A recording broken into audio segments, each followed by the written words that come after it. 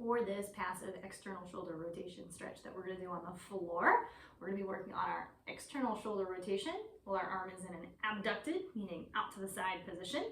Doing this on the floor is a nice variation versus doing this variation where you're sitting in the air, because we can anchor our elbow on something to help us keep better form.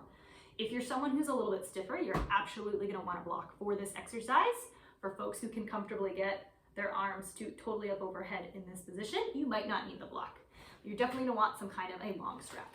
If it's very stretchy like this, you can probably just lasso it around your ankle. If you've got a stiffer strap, or it's not quite as long, go ahead, tie a loose loop around your ankle so that we have a little bit more slack in the strap. We're gonna start lying down on our stomach. Strap is lassoed around one leg. That same side arm is the one that I'm gonna be doing for this stretch. I'm gonna show you what this looks like on a block first, because that'll be the version for folks with slightly stiffer shoulders, and then I can show you what it looks like if you've got a little bit of happier shoulders.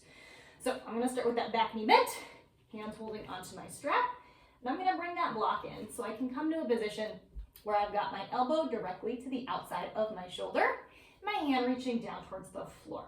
So the range of motion that we're working towards here is going to be trying to reach that hand up to shoulder height or farther than shoulder height. In our starting position, I want to have my elbow in line with my shoulder, so that elbow isn't too low, it's not too high, and I'm not lifting my chest really, really high. I'm not dropping it super low.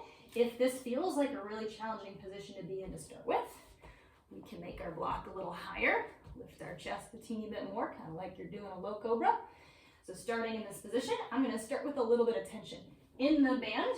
Make sure my chest is pointing forwards and I'm not rotating my torso towards that shoulder, so everything is in line, elbow in line with my shoulder, and then I'm going to kick into that back foot, and that's going to help me lift my hand a little bit until I can't lift it anymore. And this is our externally rotated position. We're just going to hang out in this position for a couple of breaths, maybe 20, 30 seconds tops. So this is probably what it would look like for someone who has stiffer shoulders, someone who, if you're doing robot arms, this is about as far as up and back as they go when your elbows are in line with shoulders. If you're someone who can comfortably get those fingers all the way up or behind you when you do robot arms, you don't need the block for this exercise. So for that, we would start holding onto that strap, elbows directly outside of my shoulder, chest is on the floor, starting holding onto that strap, and then I'm going to use my foot to help pull my fist off of the floor. So now my shoulder is rotating past that 90-degree position.